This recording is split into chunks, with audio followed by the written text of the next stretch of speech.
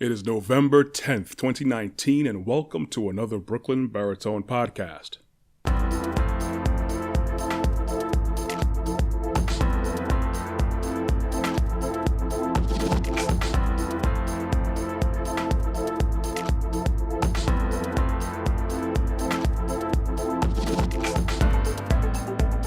Service before self. That is one of the core values in the United States Air Force.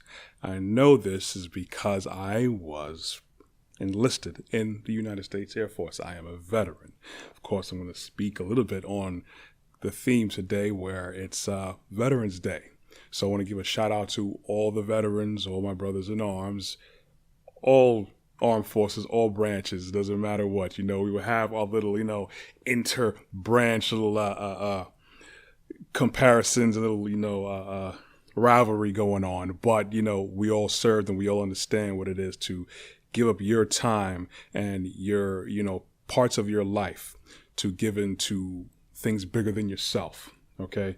Like I was saying before, service before self is a definite core value, not just for the Air Force, but every other branch that's out there. When you give, again, like I said, just your time, blood, sweat, and tears. I could definitely tell you blood, sweat, and tears was part of my experience. And I know many other veterans that had the same thing too. When you give your time, your resources, your manpower, man hours, your ideas, your life source into something or other people outside of yourself, it's definitely one of the most fulfilling experiences that anyone could ever be a part of. And I'm not going to say that every person had a fantastic experience in the military. Some people were soured by it, but majority of veterans, especially that I know, they enjoyed their time.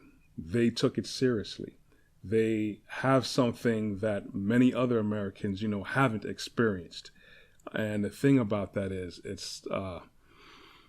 it's kind of surprising because, when you're around veterans or I guess you kind of gravitate to that. You may see them, you may identify a veteran, whether by a license plate, just through certain experiences, or you just happen to know this person, or through, a circle of certain people. You're always around veterans. And it's crazy to think that, only 18.2 million veterans out of a population of 327.2 Americans have actually served. That equates to definitely less than 10% of the population. So that's definitely a prestigious group. And people usually think about the 1% of the richest, but at the same time, it's like, that's about 5 to 6%, around that mark. 5 to 6% of the American population are veterans, so they actually have an idea of what it is to have service before self. And again, I'm always talking about communally minded people, thinking about doing things to improve yourself in order for you to improve others, because you have to strive to be your best self. Try to be the better version of you the day before, and the day before that, and the day before that. And one thing that the military will definitely do, it will bring that out of you. And you have to remember, there's some of us that didn't have that choice. They had to go. They had to go through it. And that's like another can of worms right there. That's another level of having this kind of service, this kind of environment, culture. And even, they were deployed in some very terrible conditions. And it's terrible the ones that never made it back. And then the ones that did make it back, still need a lot of help. Because yes, military means you're going to deal with armed conflict or be in situations where regularly no one would or should be in. But for certain necessities, usually necessities, for protection of country or others, or even other interests, I could go into the schematics and nuances about that, but the fact that, people gave with that commitment to say, let me see what I can do for my country and my fellow citizens. That is a level of fulfillment that can never be replaced. You could go through some very sour times in the military, yes, but overall, especially if you make the most of it, and they try to make it in a sense where you make the most of yourself so you can be your best for everyone else, because everyone depends on you. Again, as I was saying before, I want to be sidetracked too much. That experience is bar none. I would actually promote that people go into a civil service, because we kind of have to get out of our own bubble of just doing what we got to do. I'm always kind of going against us going to work and coming home and paying bills and buying stuff. If at least you should at least look into different positions. Military may not be for you, but I'm going to talk about the military a little bit more. This is my peoples. That's me. Now, Veterans Day is right here. It's November, beginning of November, and it started off as Armistice Day on November 11th, 1919. So that makes it 100 years of celebrating, observing Veterans Day. And that was to pretty much mark the ending of World War I. It's something terrible that it impacted everybody, because usually you would hear of wars other places, but it doesn't affect you. But now it's affecting your people from your nation, from your community, your next door neighbor. They may have enlisted or been, selected to go overseas in a place that most people have never been ever before in their lives. So it's 100 years going strong of observing veterans and what they do. And there are many other positions, of course, that you can do, and where you're in a position of servitude. But it's just that, the military is nationally and globally impacting everything and everyone around them. So the spread and the reach is much more, and it also opens up avenues for you to experience things, go to places, and you meet different people that otherwise you would never meet in your regular surroundings. Case in point, as soon as you get into boot camp, you're going to come across all types of people from all walks of life that's going to go through that culture shock as you're going through it. So regularly when you may see someone in the street and you may have differences, those differences kind of melt away when you guys are like, okay, what do we sign up for? What are we doing here? Let's see if we can make it, and let's see if we could pull each other through. Boot camp is always an eye-opening experience. I usually, constantly, I quote my T.I. Back then, I haven't kept up with him. I'm pretty sure he's retired by now. Staff Sergeant Welton and also Staff Sergeant Martinez of the 321st. Basic Training Squadron down in San Antonio, Texas. He always said, chances are, if you could do things right the second or third time around, chances are you could do it right the first time. I've quoted him multiple times about that, and that's something that sticks with you because it's right. It's true. One thing the military teaches you is to pay attention to detail. Pay attention to detail, and you could work efficiently if your mind is focused on the task at hand and not be distracted. And remember, you are not only impacting yourself, you're impacting your brothers in arms, your squadron, your battalion, your platoon, your flight. Everything is impacted by your actions. So you have to make sure that you are there, ready to go, front and center. It's all about disciplining your mind and your body, of course. And then if you can, focus on different career fields that you may be interested in doing, and see if you can match up with what's inside of you. If anything, you may be outside of your comfort zone and you may realize things of yourself. That's one thing that not just the military you can experience in, but it's one of the definite places you will find out what you're worth and what you're made of. You will have a different look on your own value and the value of everything around you. Now, I remember when I was in tech school in Texas, I came across what would be described as the reddest of necks. I was exposed to a lot of things, and I will probably see this person being at that age and my limited exposure to the world. I'd figure that, he probably doesn't like black people. It's a white guy, very redneck, cowboy, grew up in the Midwest. I forgot where, possibly Oklahoma. Could be wrong. And, you know, he grew up in open outdoors, did hunting. He was on his quads all the time, you know, archery, all types of stuff that, you know, I wasn't so privy to as much where I lived at Brooklyn, New York. But he's one, I can't remember his name. Forgive me for that. One of the most chilled down to earth people. And the thing is, we all grow up differently, different walks of life. But then when you are in a specific position of humility, because the military will humble you, especially in boot camp and in tech school, training school. All the bravado, usually, all the ego is pushed to the side. I got to focus on this, and let's see if I can help my people, my now brothers in arms, who came from Alaska, who came from New York, who came from Texas, who came from Iowa, who came from Chattanooga, who came from Albuquerque, who came from Oregon, wherever it is. You are now there together, going through this life-changing experience with each other, experiencing now the first step in service before self. Knowing what you're made of, seeing what everyone else is made of, seeing what people see in you, what you may have lacked and seen in yourself. It's the first time I saw tight cowboy jeans, the belt buckle on the jeans that was akin to a wrestler or boxing prize fighter title belt. I'm like, what is this? What kind of style is this am I seeing? You know, this is before everybody started rocking tight jeans. Just them boys down south in Midwest, they were rocking those things. Who lives on a ranch and go hunting, they were rocking them kind of fitted jeans before. Everybody else started, you know, rocking the skinny jeans thing. They were doing it long before. Okay, it's the first time I experienced what dipping was.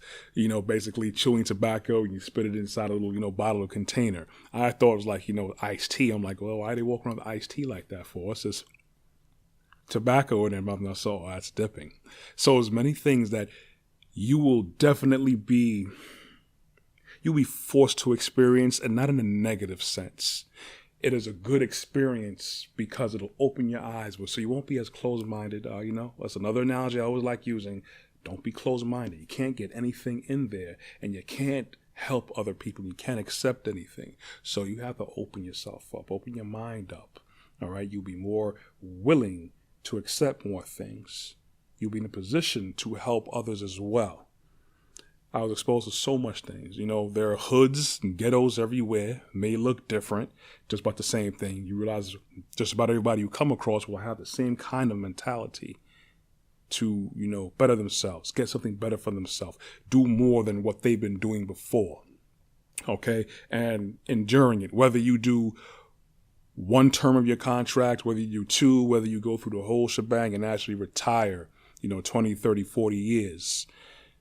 You know, you've gone through it. You know, a veteran is a veteran, regardless. You know, even if you, didn't get your DD-214, you have that sense of understanding of what it is to give of yourself. Now, I know many people are not going to agree with dealing with the military as they engage in armed conflict. All right. But there's many other ways to actually give of yourself. Again, I feel that everyone should partake in or experience some sort of civil servitude at one level or another. Some examples, being an EMT, police officer. Even though many people's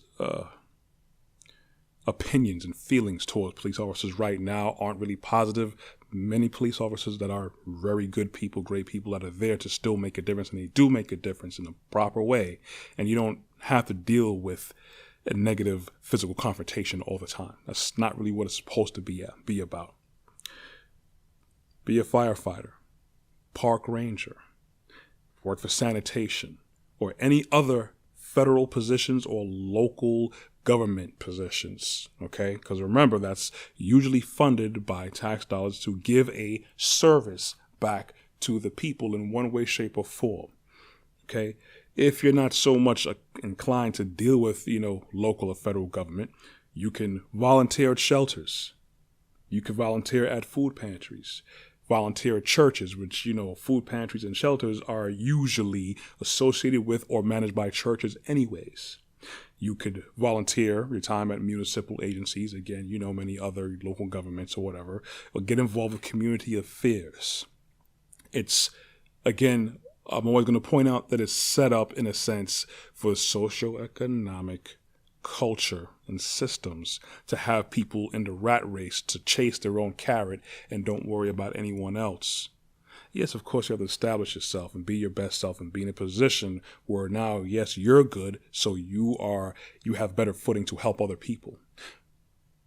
But it puts us with the blinders on, like the horse race. You're at the OTB, you're betting on that. You see the horses, they have the blinders on, some of them, so they're not distracted. All they see is straight down. It's good if you are focused on a plan, but then if you're running your whole life every day, day in, day out, 9 to 5, day in, day out, paying your bills, buying stuff, you're not really concerned about anyone else. When you put yourself in these positions, like I just said, especially in the military, you'll be forced to, in a good way, to see there's a lot more around you than what you're privy to. There's more going on around you than inside your bubble of what you previously thought. Okay? And the people who have gone through harder things than I have, there's people who actually, they were trying to get away from negative home or even street life activities. The military gave them away and gave them a sense of purpose and let them understand their value inside. People have gone to Italy, Germany, Alaska, Korea, Germany, Ethiopia. There's people who I know has gone all over the place. And on a regular, you would never have done that on your own or even got an opportunity to do that on your own. It makes you well seasoned to see how other people live, to see what you can do and be a part of. Again, you may not agree with dealing with the organization or agencies that deal in armed conflict. I could totally understand that. But if you have the opportunity to, still of age, and you're wondering, try it. Of course, you get in, you have to score good enough on the ASVAB, so you have a lot more options. So, the better you score, of course, the better jobs you have available to you. Or once you're in, you could build yourself up. And of course, this always encompasses whatever I talk about, proper growth individually and communally, spiritually, professionally, emotionally, intellectually. This is exactly the route of what the Father wants you to do. Now, I didn't say go to go fight a war, because we shouldn't have wars. I'm going to put that out there. But the experience that the military has given me, and many other people, is bar none. You can't really match it or equate it to a lot of other things, anything really. The Father wants you to experience life better so you can be your better self. Service before self. What can I do to help other people? What can I do to make myself better than I was yesterday or last year? What can I do to go forward to be a proper solution to the problems I have? Because everyone has a problem with something. Everyone has an issue with something. What are you doing to improve that and change that? Are you just going to stay in your bubble? Are you just going to be about you and your money and your bills and your stuff? Or are you going to give your time to grow yourself, time to help grow other people, time to know more about the world around you? So once you're a veteran, once you get out, you will always have a certain level of camaraderie that's always there. As people see, are you a veteran? You served? Don't matter what branch it is. You got that respect. People's going to salute you definitely. Say, thank you for your service. That's what we hear all the time. And to us, it's like, it's what we want to do is our choice, but we appreciate people recognizing that. May not agree with everything the military does, but people recognize that you didn't have to do this. You veterans, you didn't have to do this. I didn't have to do it, but we did it. And for you guys who are still serving, make the most of your opportunity. Make the most of your opportunity. Look to see how you can better yourself, even if you're not being promoted the way you want to be. You're not getting the assignment you want to. I know it's going to suck. You may not like your XO. You may not like your battalion commander, your squadron commander, your flight chief, whoever it is. It's okay. It's just a stepping stone in you becoming a better you. Thank you, everyone, for listening. Of course, I'm going to say subscribe to my podcast, Brooklyn Baritone, Corey Ashley on YouTube. Also visit my website, brooklynbaritone.com. You can also catch me on Instagram and Facebook. You can catch my podcasts every week on Google Play Store and iTunes Play Store. Thank you for listening. We'll hear from you next week. Thank you, veterans. I got the Brooklyn Baritone flag